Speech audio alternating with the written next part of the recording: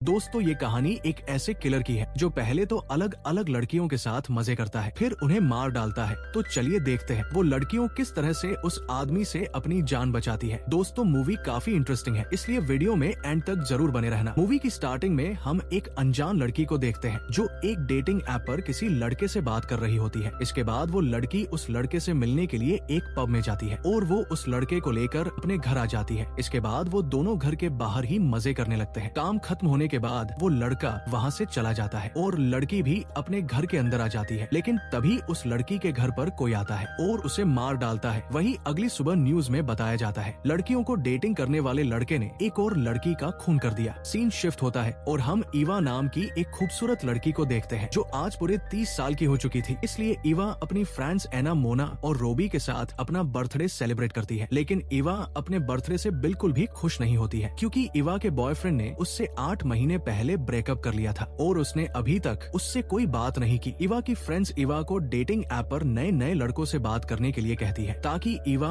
उन लड़कों के साथ मजे करके अपना मूड ठीक कर सके। ईवा की एक फ्रेंड ईवा से कहती है मजे करने के बाद तुम्हें जो लड़का पसंद आएगा तुम उससे शादी कर लेना क्योंकि अब तुम 30 साल की हो चुकी हो। लेकिन ईवा अपनी फ्रेंड्स को ये सब करने से मना कर देती है क्योंकि वो अपने एक्स बॉयफ्रेंड जेक का वेट करना चाहती है। ईवा को लगता है जेक उसके पास जरूर आएगा। वही अब ईवा अपने घर आ जाती है और जेक के साथ बिताए पल याद करने लगती है। तभी ईवा के घर का गेट बजता है। ये देखकर ईवा डर जाती है क्योंकि इतनी रात को उसके घर कौन आ सकता है। ईवा जब अपने घर का गेट नहीं खोलती है तो वो आदमी खुद ही गेट खोलकर अंदर आ जाता है। ये देखकर ईवा उसके ऊपर पीछे से हमला कर देती है, लेकिन फिर ईवा को पता चलता है ये तो उसकी कजन सिस्टर वेलेरी है जो उससे मिलने के लिए आई थी। वेलेरी ईवा को बताती है उसके एक्स बॉयफ्रेंड जेक ने एक लड़की से एंगेजमेंट कर ली और अब वो उससे शादी करने वाला है। ये सुनकर ईवा बहुत दुखी होती है। ईवा डिसाइड करती है वो अब जेक के लिए अपनी आगे की जिंदगी खराब नहीं करेगी और वो भी अपनी जिंदगी में अब मजे करेगी। ईवा जल्दी से अपनी बहन वेलेरी को उसके घर भेज देती है और अपनी फ्रेंड रोबी को अपने घर बुलाती है ताकि वो भी डेटिंग ऐप पर अपनी प्रोफाइल बनाकर अलग अलग लड़कों से मिल सके। वही अब रोबी ईवा की डेटिंग ऐप पर प्रोफाइल बना देती है जहाँ ईवा को मिलने के लिए बहुत सारे अलग अलग लड़कों के मैसेज आते हैं, लेकिन ईवा सभी लड़कों को इग्नोर करके एक मेक नाम लड़के से मिलने के डिसाइड करती है। इसके बाद ईवा मेक से मिलने के लिए एक रेस्टोरेंट में जाती है। दरअसल ये रेस्टोरेंट मेक का ही था। ईवा और मेक बैठकर आपस में बातें करने लगते हैं। ईवा देखती है मेक की उंगलियों पर कोई भी फिंगरप्रिंट नहीं है। ईवा जब इस बारे में मेक से पूछती है तो मेक ईवा को बताता है खाना बनाते समय उसकी उंगलियां जल जाती है, इसलिए उसकी उंगलियों पर कोई भी फिंगरप्रिंट नहीं है। इसी तरह से वो दोनों आपस में बातें करते करते एक दूसरे को किस करने लगते हैं। तभी उन्हें किसी के चिल्लाने की आवाज आती है। ईवा देखती है वेलेरी उसका पीछा करते हुए यहाँ आई है। ईवा वेलेरी से पूछती है तुम्हें कैसे पता चला मैं यहाँ हूँ। तो वेलेरी ईवा को बताती है मैंने तुम्हारे फोन को ट्रैक कर रखा है, इसलिए तुम जहाँ भी जाओगी मुझे पता चल जाएगा। ये सुनकर ईवा वेलेरी के ऊपर बहुत गुस्सा होती है। वेलेरी ईवा को मेक से दूर रहने के लिए कहती है और उसे बताती है ये लड़का डेटिंग ऐप वाला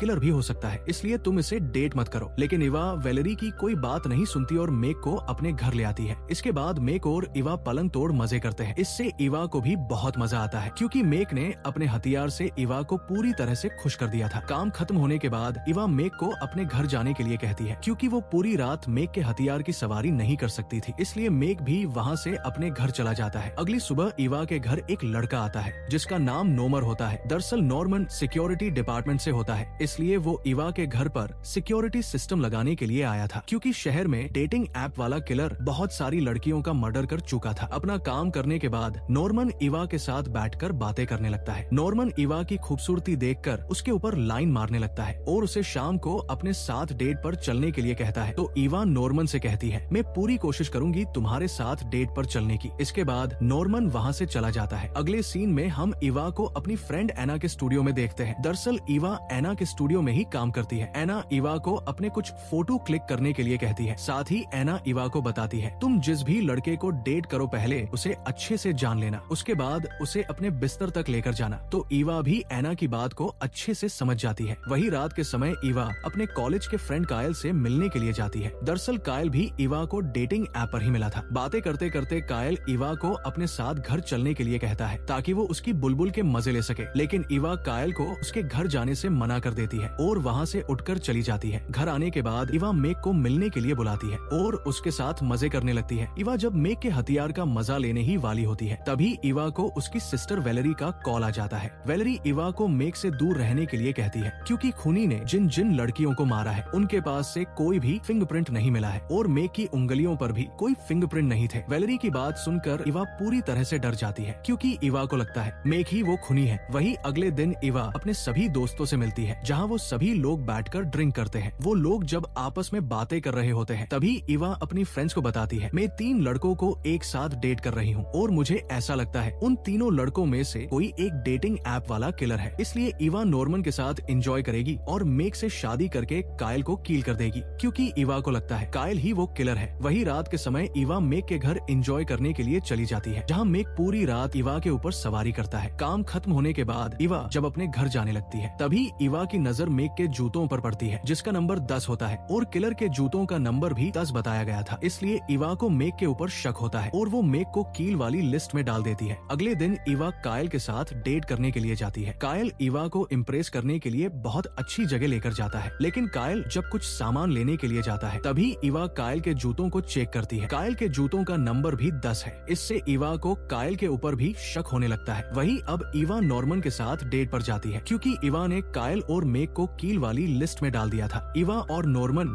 जब आपस में बातें कर रहे होते हैं तभी नॉर्मन को किसी का कॉल आता है और वो वहाँ से उठकर जाने लगता है। इवा जब नॉर्मन से इस बारे में पूछती है तो नॉर्मन इवा को कुछ नहीं बताता और वहाँ से चला जाता है। नॉर्मन के जाने के बाद इवा अपनी फ्रेंड रोबी को अपने पास बुलाती है ताकि वो दोनों नॉर्मन का पीछा कर सके। नॉर्मन एक घर के अंदर जाता है और वहाँ से बड़ी बड़ी पॉलिथीन लेकर बाहर निकलता है। ये देखकर इवा और रोबी को लगता है शायद नॉर्मन ने किसी लड़की का मर्डर किया है और वो उसकी बॉडी को पॉलिथीन में रख कर ले जा रहा है। नॉर्मन के वहाँ से जाने के बाद इवा और रोबी घर के अंदर जाकर चेक करते हैं जहाँ उन्हें एक लड़की मिलती है जो एक व्हील चेयर पर बैठी होती है। इवा उस लड़की से नॉर्मन के बारे में पूछती है कि वो यहाँ क्या लेने आया था, तो वो लड़की इवा और रोबी की बताती है नॉर्मन मेरा भाई है और वो यहाँ मेरी मदद करने के लिए आया था। ये सुनकर इवा और रोबी घर से निकलकर अपनी कार में आकर बैठ जाती है। वही अब इवा को यकीन हो जाता है नॉर्मन अच्छा लड़का है और वो किसी का मर्डर नहीं कर सकता है, इसलिए इवा नॉर्मन से शादी करने का डिसाइड करती है और वो सीधे ही नॉर्मन से मिलने के लिए उसके घर जाती है और उसे किस कर लेती है। इसके बाद नॉर्मन इवा को अपने बेडरूम में लेकर जाता है ताकि इवा उसके ऊपर सवारी कर सके, लेकिन तभी इवा को नॉर्मन के बेडरूम में एक लड़की का सैंडल मिलता है। इवा इस बारे में जब नॉर्मन से पूछती है तो नॉर्मन इवा को बताता है ये सैंडल उसकी सिस्टर का है। इस पर इवा नॉर्मन से कहती है तुम्हारी सिस्टर तो चल ही नहीं सकती है तो ये सैंडल उसका कैसे हो सकता है। ये सुनकर नॉर्मन इवा से पूछता है तुम्हें कैसे पता मेरी सिस्टर चल नहीं सकती है। इवा नॉर्मन को इस बारे में कुछ नहीं बताती और चुपचाप नॉर्मन के घर से चली जाती है। अगले दिन इवा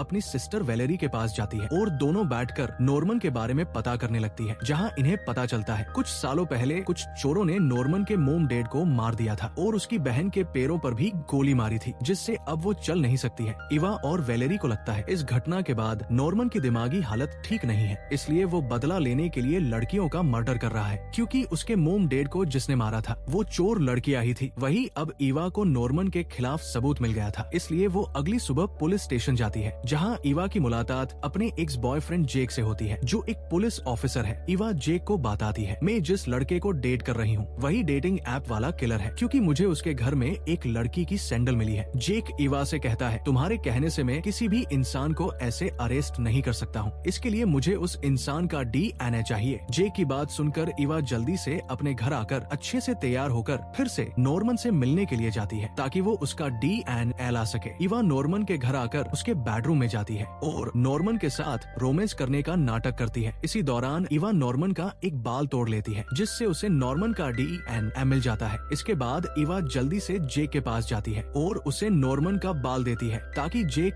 उसके बारे में पता लगा सके। वही अब इवा कायल के घर आ जाती है और उससे बातें करने लगती है। इवा को नहाना था इसलिए वो ऊपर के रूम में चली जाती है। वहाँ इवा अपनी फ्रेंड केली को मैसेज करती है और उसे कायल के घर लेने आने के लिए कहती है। इसके बाद इवा नहाने लगती है। थोड़ी देर बाद वैलेरी इवा को कॉल करके बताती है कायल वो नहीं है जिसे तुम जानती हो क्योंकि कायल 2 दिन पहले ही यहाँ आया है और उसके ऊपर बहुत सारे केस लगे हुए हैं। ये सुनकर इवा बुरी तरीके से डर जाती है। तभी कायल भी रूम में आ जाता है। इवा जब वहाँ से जाने लगती है तो कायल इवा को वहाँ से जाने से रोक लेता है और उसे कहता है तुम मुझे पागल समझती हो क्योंकि जब तुम्हारा मन करता है तब तुम यहाँ आती हो और फिर चली जाती हो। इवा वहाँ से जाने की कोशिश करती है लेकिन कायल उसे जाने नहीं देता, इसलिए इवा कायल को मारकर वहाँ से भागने लगती है। लेकिन तभी कायल इवा को पकड़ लेता है और उसके साथ जबरदस्ती करने लगता है, लेकिन तभी केली वहाँ आ जाती है और पीछे से कायल कायल को चाकू मार देती है। इससे कायल नीचे गिर जाता है। इसके बाद केली इवा को बाहर लेकर आती है और उसे अपनी कार में बिठा देती है। केली इवा से कहती है, मुझे अंदर जाकर सबूत को मिटाना होगा, नहीं तो हम दोनों को जेल जाना पड़ेगा। वही केली जब घर के अंदर जाती है तभी इवा को केली की कार में बहुत सारे मोबाइल दिखाई देते हैं और हर फोन पर अगल अगल लड़की का मैसेज होता है। ये देखकर इवा पूरी तरह से हैरान हो जाती है। इसके बाद इवा भी घर के अंदर जाती है, जहाँ जाने के बाद इवा को पता चलता है केली सबूत मिटाने की जगह कायल को फंसाना चाहती है। इवा को देखकर केली इवा को सब सच बता देती है। दरअसल किलर और कोई नहीं बल्कि केली ही होती है, क्योंकि मूवी की स्टार्टिंग में हमने जिस लड़की को देखा था वो केली के बॉयफ्रेंड के साथ मजे कर रही थी, इसलिए केली ने उसे मार दिया था और अब वो उन सभी लड़कियों को मारती है जो अपने बॉयफ्रेंड को धोखा देकर किसी और लड़के के साथ मजे करती है। केली की बात सुनकर इवा केली के ऊपर बहुत गुस्सा होती है और उसे पुलिस के हवाले करने के लिए कहती है। इवा की बात सुनकर केली इवा के ऊपर हमला कर देती है और उसे मारने की कोशिश करती है, लेकिन इवा केली के ऊपर हमला करके उसे घायल कर देती है। इसके बाद इवा पुलिस को वहाँ बुला लेती है और पुलिस ऑफिसर वहाँ आकर केली को अरेस्ट कर लेते हैं। वही इवा की सभी फ्रेंड्स भी वहाँ आ जाती है और वो इवा को लेकर अपने घर आ जाती है। अगले दिन इवा नॉर्मन से मिलने के लिए उसके घर जाती है और उससे माफी मांगती है, क्योंकि इवा ने नॉर्मन को गलत समझा था। इसके बाद इवा और नॉर्मन एक दूसरे को किस कर लेते हैं और इसी के साथ इस मूवी की हैप्पी एंडिंग हो जाती है। Thanks for watching.